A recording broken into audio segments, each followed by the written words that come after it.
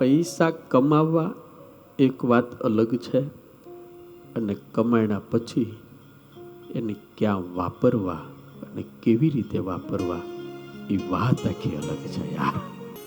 वही पैसा पुण्य भी प्राप्त कराता है और वही पैसा पाप भी प्राप्त कराता है। वही संपत्ति